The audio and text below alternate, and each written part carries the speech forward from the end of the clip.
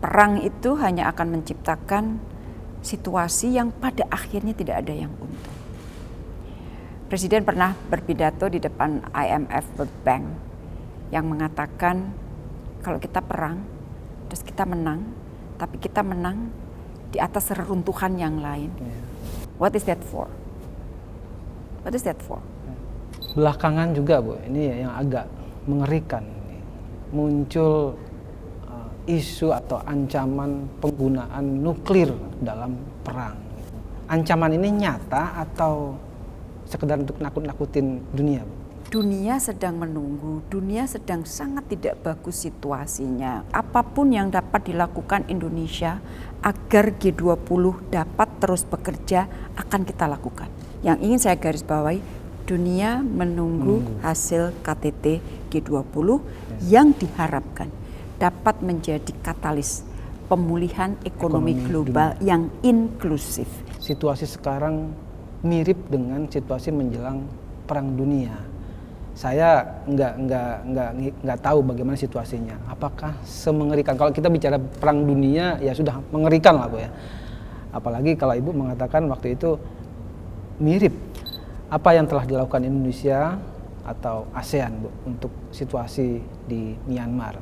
Soalnya belakangan kok kayaknya makin brutal ya Bu ya gitu. Kalau terjadi sesuatu di negara tetangga kita pasti meluber lah kemana-mana. Pasti meluber. Belum lagi kalau kita bicara mengenai instability di kawasan. Kita masih bisa menjaga stabilitas di Asia Tenggara lebih dari 50 tahun. Dan kalau kita compare dengan kawasan lain, di sana tuh udah letupannya udah di sana sini letupan. Ini kita masih bisa jaga. Jangan sampai ada letupan di Asia Tenggara.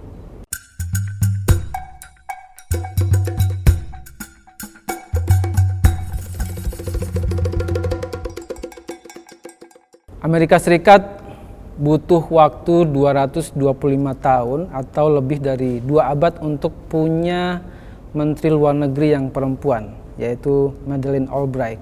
Indonesia cukup 69 tahun untuk punya Menteri Luar Negeri yang perempuan, yaitu Retno Marsudi. Saya akan berbincang-bincang dengan beliau, jadi jangan kemana-mana. Assalamualaikum Bu Retno. Waalaikumsalam. Apa kabar Mas Arief? Sehat. Ibu sehat Bu? Sehat alhamdulillah. Bu, saya mau menyampaikan pendapat saya pribadi dulu Bu. Saya dan mungkin generasi saya hanya mengenal 2 Menteri Luar Negeri di Indonesia.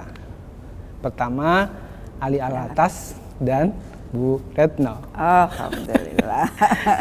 Saking awetnya Bu. Ya. Saking awetnya. Kalau orang dengar siapa Menteri Luar Negeri, Retno, Bu Retno, Bu Retno. Gitu. Sempat diapalin ya.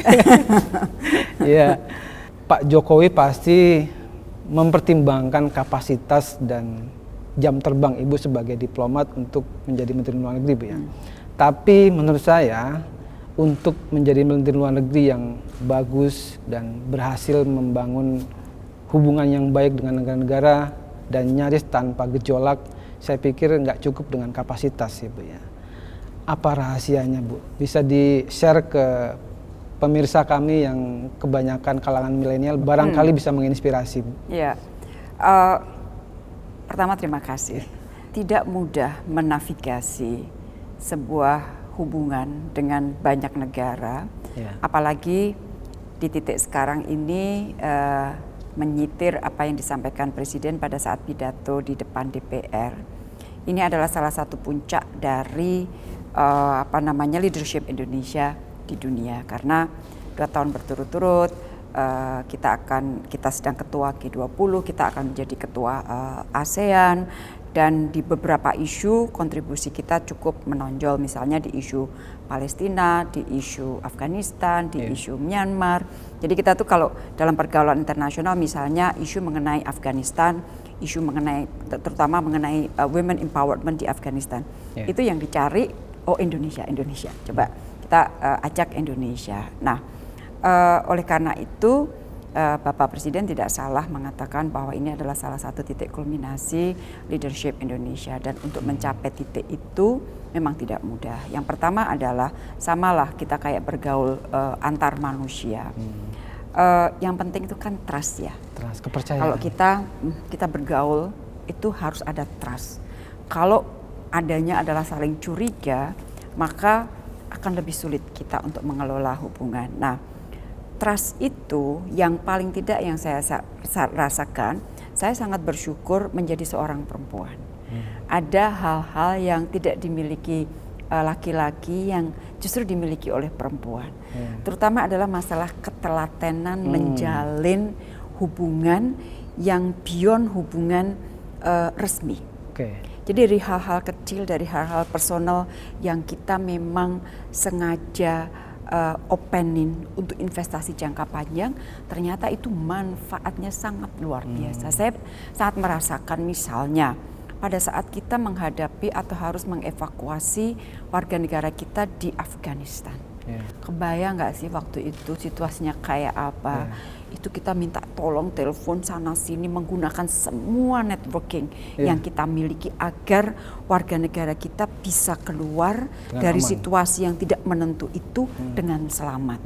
Dan pada saat persiapan dan sebagainya memang kita sengaja untuk melakukannya secara silent, tidak gembor-gembor karena kita khawatir ya sebuah perencanaan yang rumit.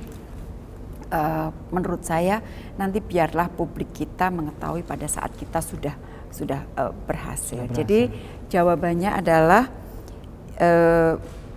investasi beyond tataran resmi, sehingga kita bisa menavigasi dengan baik dan trust itu kuncinya. Baik Bu, sekarang kita ngobrol tentang presidensi G20 atau G20. Sudah setahun terakhir, hampir setahun ya Bu ya. Kita akrab dengan istilah G20 atau G20 gitu. Dan nanti tanggal 15 sampai 16 menyelenggarakan KTT di Bali. Gitu. Ini sebenarnya urgensinya, pentingnya apa Bu untuk ya nggak cuma Indonesia, untuk dunia apa gitu. Kemudian untuk Indonesia apa Bu? Jadi kita coba lihat dulu G20 ini sebenarnya apa sih kalau kita lihat kumpulan dari 20 ekonomi besar. Kalau kita lihat maka G20 itu anggotanya merupakan 85% mewakili PDB dunia. Kemudian kita lihat 79% perdagangan global itu ada di wilayah negara-negara G20. Plus kalau kita lihat dari sisi demografinya 2/3 penduduk dunia adalah dari G20. Nah, di situ sudah kelihatan heavy-nya seperti apa G20. Nah, di dalam pembicaraan G20 kita mengatakan begini, G20 apalagi pada saat pandemi, G20 ini kita harapkan dengan weight yang dia miliki akan dapat menjadi katalis bagi pemulihan ekonomi dunia, karena memang G20 juga dibentuk untuk alasan itu. Jadi kalau dilihat dari sejarahnya, dari data yang saya berikan tadi, intinya adalah sekarang dunia sedang menunggu, dunia sedang sangat tidak bagus situasinya. Kemudian G20 akan bertemu. Mereka pastinya bertanya dong, mudahnya, kamu mau bertemu, hasilnya apa? Jadi sekali lagi kita harus konsentrasi pada hasil yang memang tidak mudah, karena anggotanya lagi pada berantem. Terus kita mau ngajak, ayo ya kita ngomong, kita lagi ditunggu dunia. Tapi kita berusaha, extra effort apapun yang dapat dilakukan Indonesia agar G20 dapat terus bekerja akan kita lakukan. Tetapi at the same time kita juga bicara dengan mereka. Kesuksesan dari sebuah kerja G20 tidak hanya ditentukan oleh presidennya, tetapi ini merupakan responsibility yang kolektif, tanggung jawab kolektif yang memerlukan collective leadership. Jadi sekali lagi yang ingin saya garis bawahi, dunia menunggu hasil KTT G20 yang diharapkan dapat menjadi katalis pemulihan ekonomi global yang inklusif. Kata inklusif ini penting sekali karena kita ingin bahwa hasil dari G20 ini juga akan bermanfaat bagi negara berkembang. Termasuk Indonesia berarti. Nah, manfaat realnya untuk Indonesia itu apa, Bu? Setelah penyelenggaraan KTT ini. Kalau manfaat real, kalau kita mau bicara mengenai dari kegiatan itu kan juga pasti akan ada pengaruhnya terhadap ekonomi Indonesia. Terus kemudian yang tidak bisa diukur dengan angka uang itu kan trust dan kepemimpinan. Dan ini harganya sangat mahal, makanya harus kita jaga, harus kita tunaikan dengan sangat baik, karena ini akan menjadi modal nggak cuma untuk 1 tahun ke depan, 2 tahun ke depan, tapi ini modal kita jangka panjang. Orang akan melihat sejauh mana Indonesia bisa menunjukkan kepemimpinannya di saat sulit seperti saat ini. So far berjalan dengan baik. Belum lagi dari sejak awal Presiden sudah mengatakan 2 hal yang dikatakan Presiden untuk G20. 1, kerjasamanya konkret. Yang kedua, bermanfaat bagi negara berkembang. Maka dari hari pertama kita menjadi presidensi, kita sudah membahas secara paralel kerjasama yang sifatnya konkret, yang kita namakan concrete deliverables. Nah, ini jumlahnya sekarang sudah ratusan. Jadi sementara yang track negosiasi dokumen tetap jalan, yang nanti badan dari dokumen itu juga akan berupa komitmen, tetapi di sini sudah ada juga yang kita namakan concrete deliverables. Ini yang menjawab pertanyaan apa sih manfaatnya. Nanti kita lihat pada saat concrete deliverables ini di-announce pada saat KTT, kita baru paham, oh ya banyak banget ya kerjasama konkretnya, which is ini bukan, saya kira ini yang pertama kalinya, bahwa kita berpikir dalam kerangka yang konkret. Karena kalau negara berkembang, ya memang semuanya harus konkret. Ya.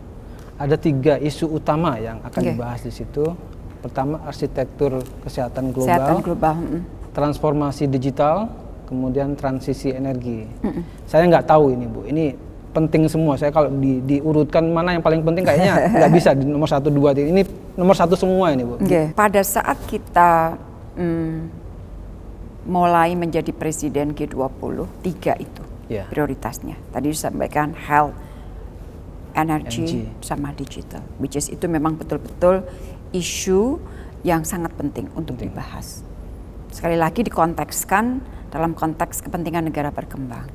Nah, kita lihat tema Indonesia, recover together, recover stronger. Tema itu maknanya dalam sekali.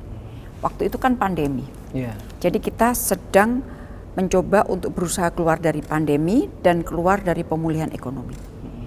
Masalahnya apakah ekonomi dunia akan pulih secara inklusif atau gapnya akan panjang, akan lebih lebar. Maka Indonesia mengatakan kita harus pulih inklusif. Maka tema itulah kita buat. Nah, prioritasnya 3 itu. Tetapi kemudian Februari cerita menjadi berbeda. Perang di Ukraina. Dampaknya sangat luar biasa.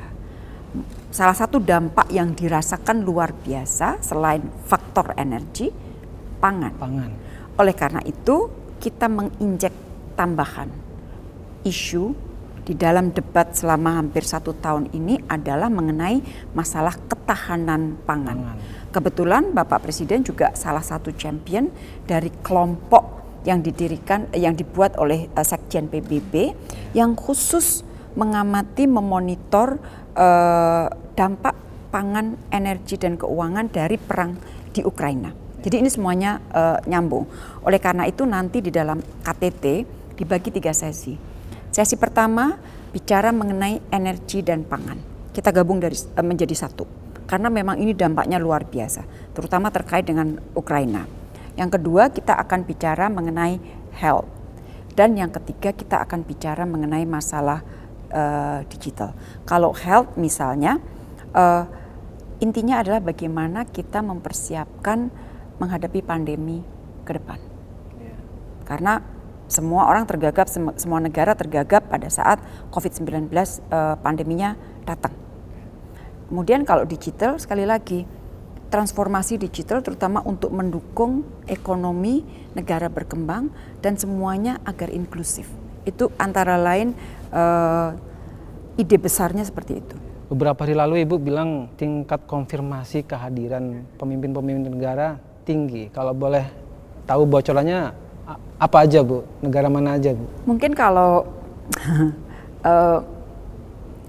saya cenderung untuk tidak mengatakan per negara dulu ya, karena di dalam dunia saya itu banyak etika sih. Banyak etika yang harus dihormati, tapi intinya kita patut bersyukur so far konfirmasi yang kita peroleh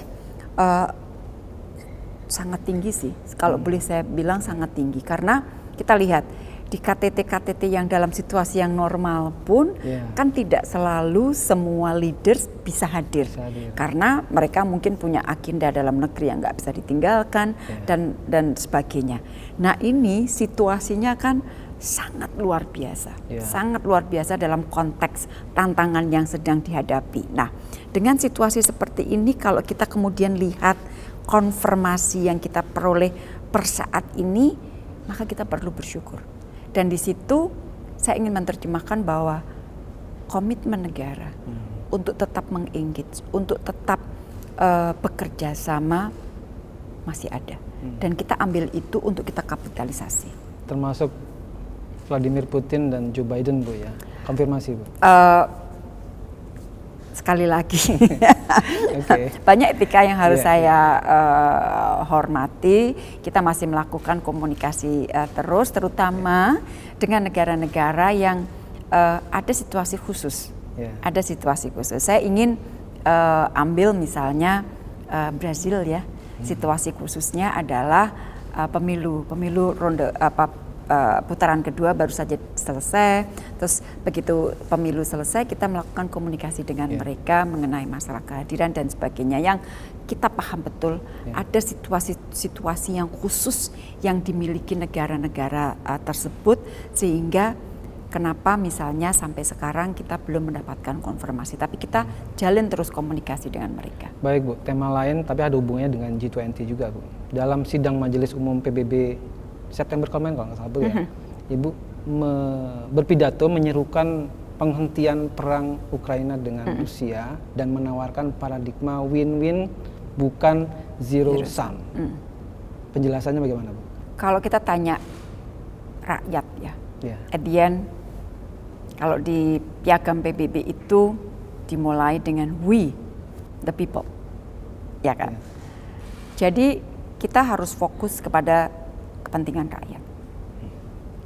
Kalau ditanya rakyat, apakah kamu mau perang? Pasti enggak. Pasti enggak. Ya. Perang itu hanya akan menciptakan situasi yang pada akhirnya tidak ada yang untung.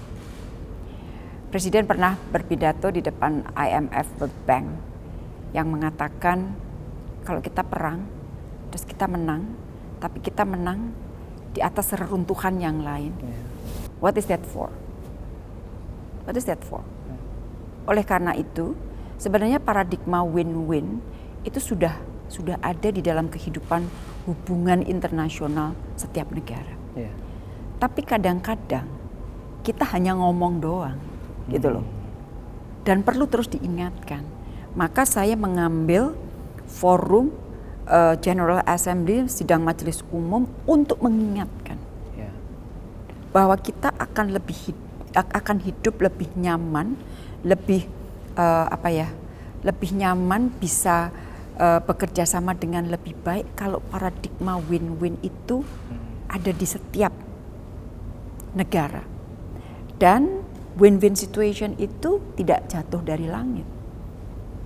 Effortnya harus ada usaha agar tercipta situasi win-win. Nah, yang saya dorong adalah upaya itu. Jadi akan sangat tergantung bagaimana masing-masing berkomitmen untuk menghadirkan situasi yang win-win itu. Tapi perlu terus diingatkan, dan alhamdulillah waktu pidato itu tanggapannya sangat luar biasa. Dan kita berusaha untuk bicara terbuka ya. Kalau bagi kita yang nggak ikut terlibat dalam perang itu, ngomong win-win tuh enak kayaknya. Enak. Ya. Tapi Enak, bagi kan? yang mereka yang udah perang, yang udah hancur lebur gitu, nggak bisa dong gitu. Lu aja yang kalah gitu harusnya. Oh, nah, iya. ini gimana, Bu? Iya, makanya Ya. perang itu biasanya landasannya adalah zero sum. Ya. Gua menang, lo harus kalah. Ya. Gitu kan? Ya. Nah, tapi kalau pendekatan ini dilakukan oleh seluruh dunia, ya kan? Ya. Pertanyaan kenapa waktu itu saya bicara di depan PBB? Ya. PBB didirikan untuk apa? Bukannya PBB waktu itu didirikan untuk agar kita bisa keluar dari zero sum hasil Perang Dunia Kedua. Betul. Ya, ya. Harus ada negara yang terus dan berani mengingatkan. Ya. Kenapa PBB lahir? Apakah kita sudah bekerja? Ya memang kita tidak mengalami, tapi kalau tidak ada yang mengingatkan ya bisa bablas saja. Dalam sidang yang sama, dalam pidato yang sama, Ibu menyatakan G20 akan menjadi katalis perekonomian dunia. Nah, ini bentuknya, arahnya bagaimana, Bu? Seperti apa, Bu? Ya tadi saya sudah sampaikan ya. Ya. Dunia menunggu hasil G20 karena hasil G20 ini diharapkan akan menjadi katalis pemulihan ekonomi dunia yang inklusif. Ya. Saya ambil satu contoh. Di dalam diskusi mengenai health misalnya, Ya. kan kenapa ada isu health di situ? Kita ingin semua negara lebih siap menghadapi pandemi. Ya. Nah, di pertemuan G20, di diskusi G20, ada satu Financial Intermediary Fund, FIF, yang berhasil dibentuk. Tidak hanya berhasil dibentuk, tetapi kita sudah bicara governance-nya seperti apa, uangnya berapa dan sebagainya. Ini yang akan dipakai oleh dunia untuk menghadapi pandemi ke depan dengan tetap menjaga, memperkuat sentralitas peran dari WHO. Satu contoh itu saja saya kira cukup menjelaskan kenapa ada kalimat bahwa kita mengharapkan G20 tetap dapat menjadi katalis pemulihan ekonomi dunia. Belakangan juga, Bu, ini yang agak mengerikan. Muncul isu atau ancaman penggunaan nuklir dalam perang. Saya merasa ancaman perang nuklir itu sudah lewat ya, Bu ya. 20 atau 30 tahun yang lalu setelah perang dingin. Sekarang muncul lagi, Bu. Ini ancaman ini nyata atau sekedar untuk nakut-nakutin dunia, Bu? Saya ingin menjawab begini. Sebelum atau mungkin tahun lalu ya, awal tahun lalu misalnya. Iya. Kita masih berpikir perang itu kali udah sejarah kali. Iya, betul. Ya kan? Iya, iya. Karena kita berusaha untuk membangun kerjasama, kita begini dan sebagainya. Tiba-tiba bleb. Ternyata belum jadi sejarah, masih aktual. Gitu loh. Iya. Nah, sama kalau tadi pertanyaannya nakut-nakutin doang atau beneran nih, Iya. kita harus berpikir dalam konteks itu. Apakah betul nih Iya. kemungkinan penggunaan senjata nuklir itu sudah merupakan sejarah? Benar? Atau masih ada kemungkinan? Iya. Kemarin kita mikir perang sejarah, Iya. sekarang kok muncul? Iya. Oleh karena itu call kita jelas. Kita melihat sejarah mengenai ancaman penggunaan senjata nuklir, dan nuklir itu dampaknya sangat mengerikan. Jadi kita harus selalu melihat dampak dari penggunaan senjata nuklir itu. Nah, posisi Indonesia jelas bahwa kita tidak hanya jelas tapi kita juga tegas selalu mendorong debat kita mengenai senjata nuklir itu, kita mendorong pemusnahan total senjata nuklir.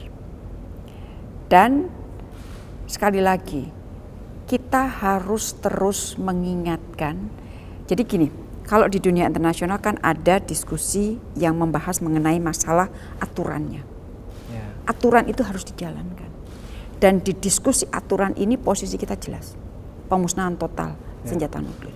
Karena kita khawatir kalau ini masih ada, Kalau ini masih ada, jangan-jangan bukan lagi cerita mengenai sejarah. Ya. Dan dampaknya kalau satu itu digunakan akan sangat luar biasa. Yang lain juga akan ikut-ikutan, Bu ya. Oh iya, kalau ada yang men-trigger satu, emangnya yang lain akan diem. Dan yang memiliki senjata nuklir nggak cuma satu negara. Ya.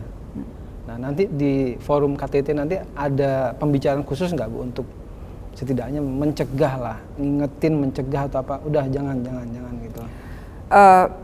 G20 kan memang forum ekonomi ya, forum keuangan, pembangunan, tapi memang tidak dapat dihindari luberan diskusi geopolitik masuk ke dalamnya. It's something inevitable, nggak mungkin lah disekat, pakai sekat baja, nggak mungkin. Jadi kita tidak akan kaget kalau isu mengenai masalah call untuk tidak menggunakan senjata nuklir itu paling tidak akan diangkat oleh negara-negara G20. Saya agak yakin pasti akan ada negara yang mengangkat isu itu. Terus tawaran Indonesia bagaimana, Bu? Posisi kita jelas. Posisi kita jelas sebagai negara, kita jelas bahwa kita tidak setuju dengan senjata nuklir. Kita justru call-nya pemusnahan senjata nuklir. Itu posisi negara. Sebagai ketua, kita berusaha untuk menavigasi. Kan kalau kita ketua, kita sebagai presiden atau ketua, kita harus, topik kita kan topik yang berusaha untuk mengatur alur diskusi, arus diskusi. Nanti kita lihat diskusinya akan seperti apa, tetapi national position kita jelas, seperti yang tadi saya sampaikan. Kalau saya lihat beberapa video di YouTube ya, Bu ya, sudah ada beberapa negara tertentu lah yang sudah mulai unjuk ya, pamer hulu ledak gitu, Bu ya. Dalam perspektif saya sebagai jurnalis ya mungkin ini konvoy aja lah gitu ya. Tapi bagi Ibu sebagai diplomat, apalagi Menteri Luar Negeri, ini sekedar unjuk kekuatan atau udah siap tekan tombol ini, Bu? Saya ingin memposisikan sebagai orang umum deh. Oke. Nggak salah bahwa parade itu parade, tapi juga punya makna. Gua punya. Oke. Punya ya. Further, gua siap. Keluar. Jadi gua punya, gua siap. Berarti ngeri ya, Bu ya, ini, Bu ya? Ya, ini tidak main-main, tidak main-main. Tidak, betul-betul tidak main-main, dan call collective leadership, wisdom and responsibility. Itu kelihatannya kalimat-kalimat yang sederhana. Tapi kita, we mean it. Kita betul-betul mengatakan itu karena maknanya itu sangat penting. Leadership. Kalau kita ingin menjadi pemimpin, ya kita kan nggak ada pemimpin yang dia menjadi pemimpin terus kerjanya cuma merusak, kan nggak. Ada lagi yang saya catat dari pidato Ibu di sidang umum itu, Bu, bahwa katanya situasi sekarang mirip dengan situasi menjelang Perang Dunia. Saya nggak tahu bagaimana situasinya. Apakah semengerikan? Kalau kita bicara Perang Dunia ya sudah mengerikan lah, Bu ya. Apalagi kalau Ibu mengatakan waktu itu mirip menjelang ketegangan, Mas, dalam konteks ketegangannya. Jadi kan perang itu kan tidak terjadi begitu saja. Pasti ada penyebabnya. Nah, penyebab-penyebab itu yang kemudian kita pelajari. Kalau kita bicara mengenai konflik, kita bicara mengenai rivalitas, apakah itu bisa dihindari? Enggak. Di dalam kelas aja, sekolah aja, kan ada kompetisi. Tetapi tugas kita sebagai manusia dewasa adalah bagaimana kita mengelola kompetisi itu, rivalitas itu, sehingga tidak menjadi konflik terbuka atau perang. Balik lagi ke rumusan, disitulah diperlukan sebuah leadership yang bijak. Jadi kita harus mulai hati-hati Karena gejala-gejalanya sudah ada. Sekarang tugas kita adalah bagaimana gejala itu kita kelola. Sehingga tidak berujung seperti yang sejarah sudah memperlihatkan kepada kita.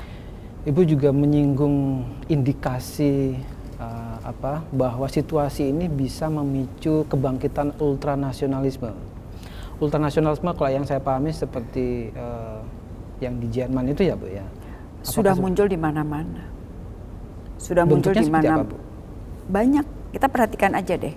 Banyak sekali di negara-negara, bahkan di negara-negara besar, muncul ultranasionalisme yang kemudian mengatakan saya duluan, saya pasti lebih bagus dari kalian, saya harus menang, saya saja.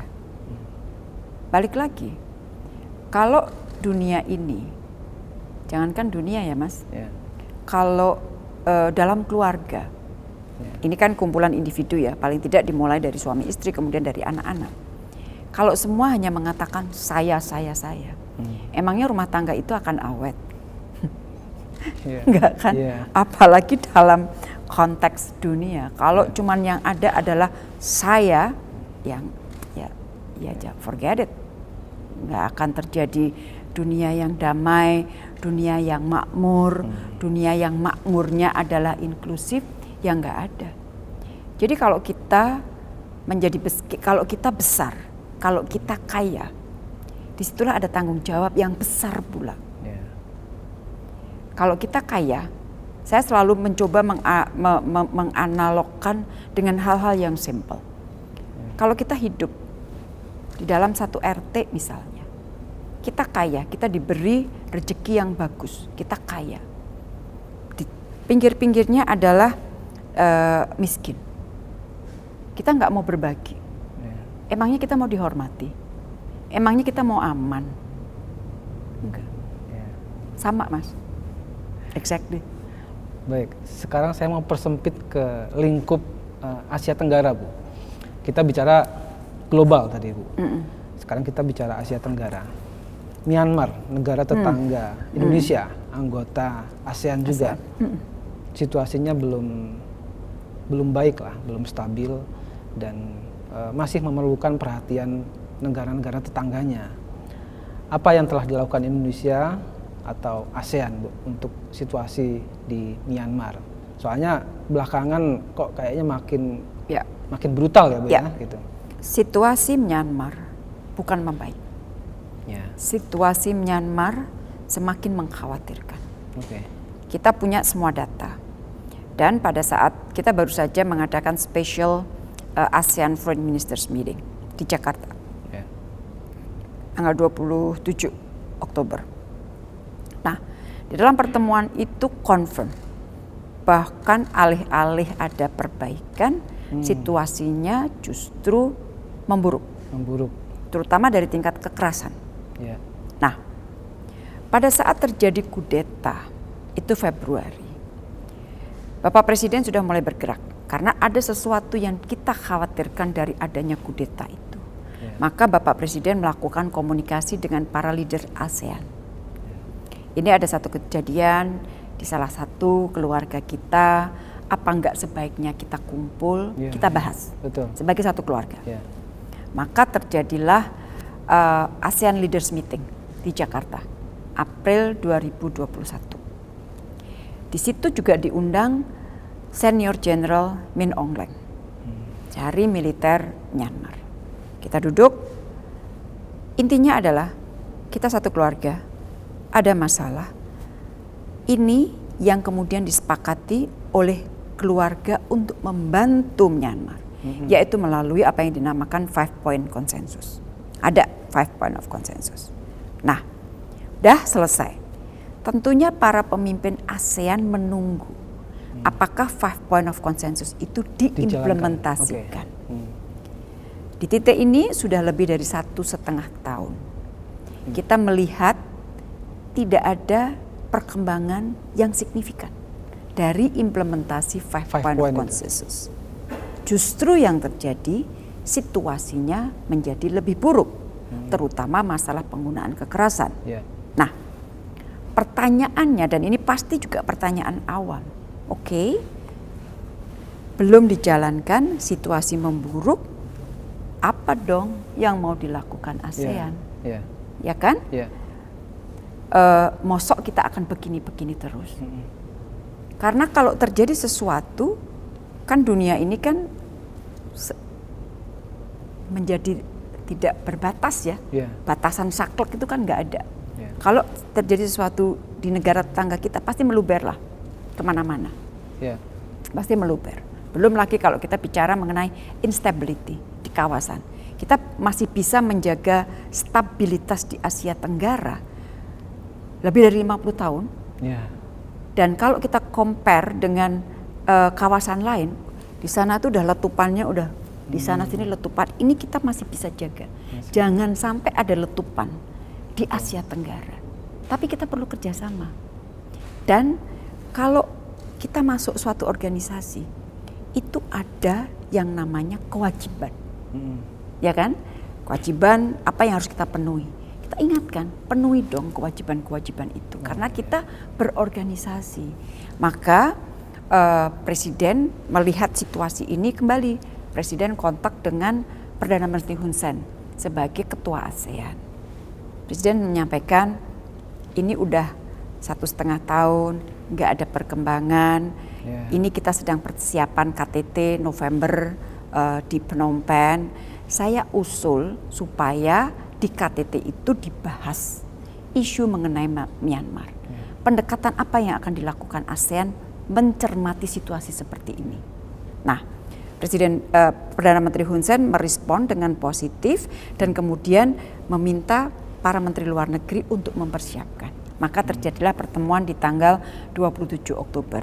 Jadi nanti kita lihat apa yang akan menjadi keputusan para pemimpin ASEAN di Phnom Penh tanggal 10-11 November nanti mensikapi situasi yang ada di Myanmar. Tapi semua orang sangat mengkhawatirkan situasi yang tidak membaik. Kalau orang awam paham Bu ya, nggak bisa mengintervensi rumah tangga Myanmar gitu ya. Tapi situasinya nggak bisa dibiarin. Gitu. Ya, betul. Nah, betul. Apa selain ya katakanlah intervensi, kalau nggak bisa intervensi apa gitu yang bisa dilakukan? Kita tidak interference ya. Karena ini salah satu butir atau prinsip yang harus dihormati oleh semua negara. Makanya dari awal kita duduk bareng, kita bahas di titik April 2021 di Jakarta. Itu adalah bukan interference.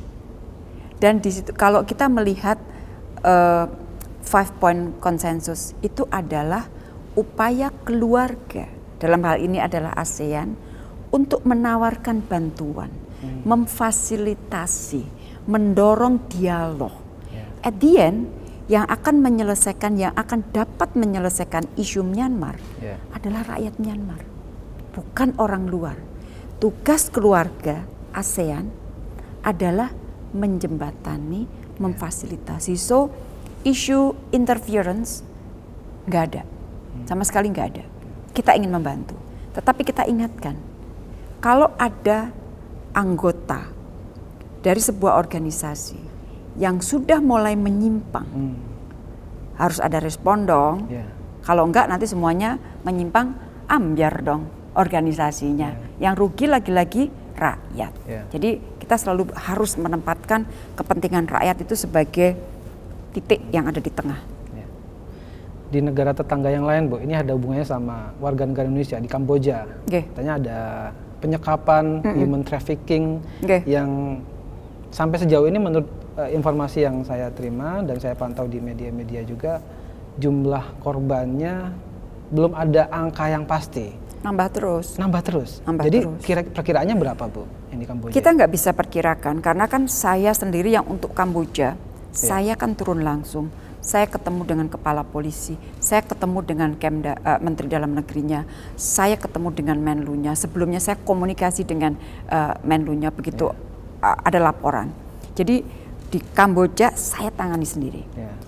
Di situ pun kita tidak tahu seberapa besar?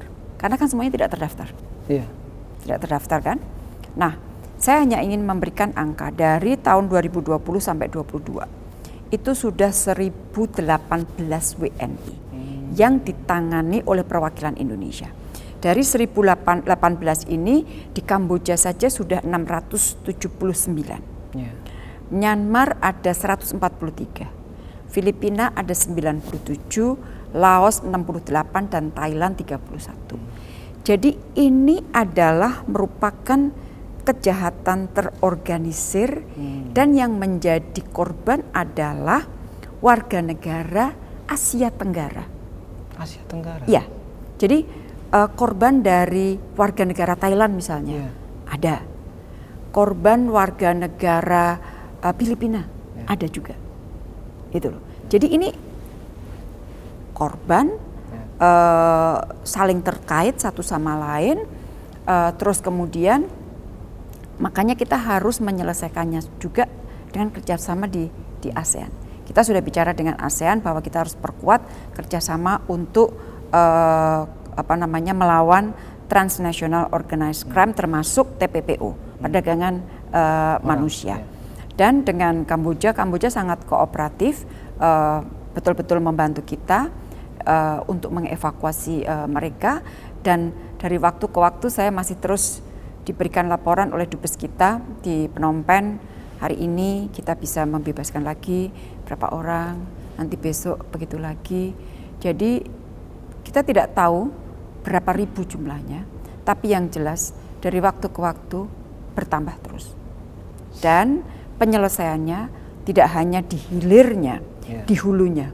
Di sini makanya saya lapor sama Menko Polkam dan saya minta waktu itu menyarankan kepada Menko Polkam untuk melakukan rapat koordinasi. Di situ ada kepolisian dan ada tenaga kerja dan lain-lain. Intinya adalah dari hulunya juga harus dilakukan sesuatu.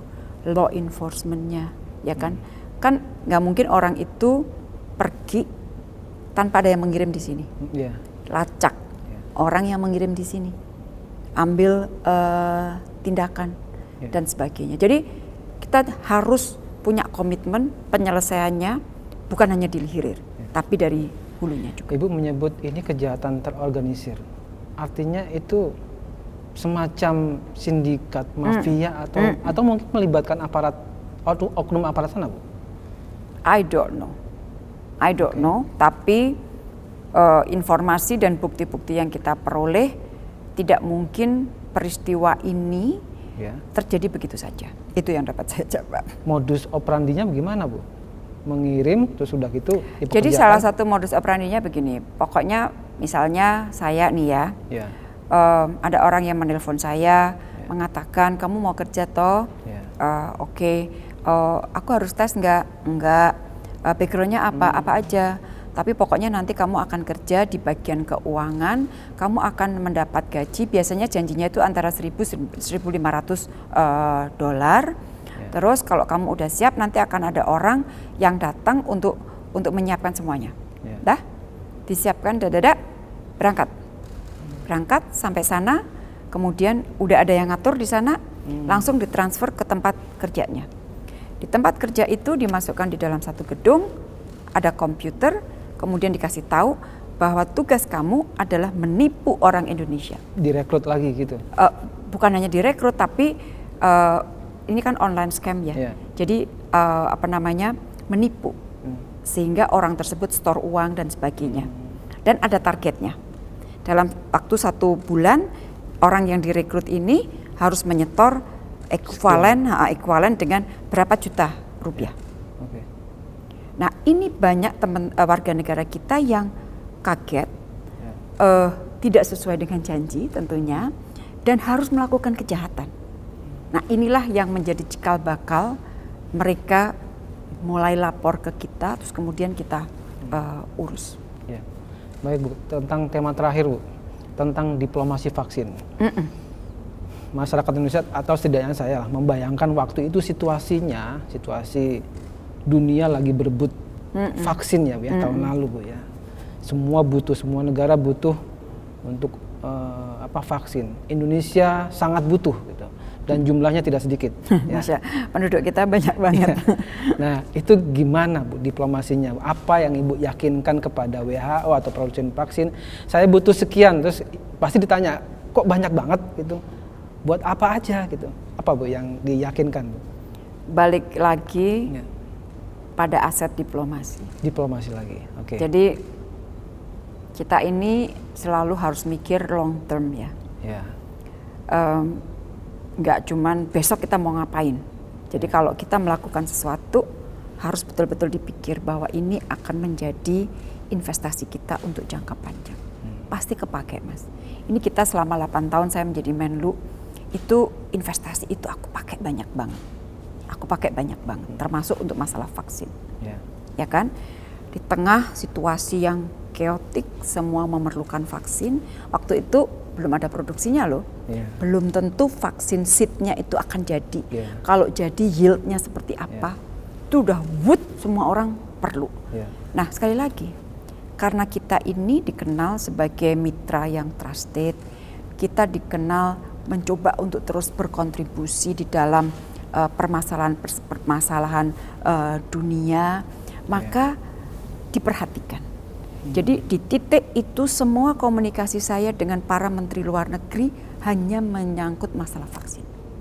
Gampangannya gini, lo punya berapa? Lo punya berapa? Gua perlu sekian. Bisa nggak? Atau yang lebih jauh lagi kan sekarang kita sudah bisa memproduksi vaksin ya. Waktu itu kita bicara mengenai seed dan sebagainya. Kita bilang kita nggak mungkin dong sebagai negara tidak mandiri. Gua mau mandiri. Kita bisa kerja sama apa? Terus mengenai baju APD di titik sedang naik, kan kita nggak punya APD Mas. Waduh, itu APD pertama dalam jumlah banyak. Pak Doni mantan kepala BNPB tahu persis. Jumlah banyak 110.000 APD yang kita peroleh. Itu waktu itu adalah dari Korea Selatan. Dan diperlukan negosiasi 3 hari 3 malam untuk dapat itu. Jadi saya in tandem sama Bu Ani, sama Bu Menkeu, dibantu sama yang lain negosiasi. Melalui semua pintu kita pakai, karena waktu itu tenaga medis kita sudah mulai tumbang, karena mereka nggak pakai APD. Pada akhirnya kita dapat 110 ribu APD dari Korea, tapi seru, cuman kita waktu itu semangat banget karena yang diselamatkan adalah nyawa manusia. Bahwa kita berpacu dengan waktu untuk menyelamatkan nyawa manusia, dan sekali lagi the people is always menjadi center dari perhatian kita. Baik Bu Retno, saya kira obrolannya udah cukup. Sebenarnya nggak cukup Bu, masih pengen ngobrol lagi, tapi kita batasi dulu. Kapan-kapan kita ngobrol lagi. Kapan-kapan kita ngobrol lagi. Ya. Terima kasih atas dedikasinya selama ini untuk bangsa Indonesia ya Bu ya, terutama atas penyediaan vaksin Bu ya. Demikian Vivanian, obrolan saya dengan Menteri Luar Negeri Retno Marsudi. Tonton terus di interview episode-episode berikutnya. Sampai jumpa.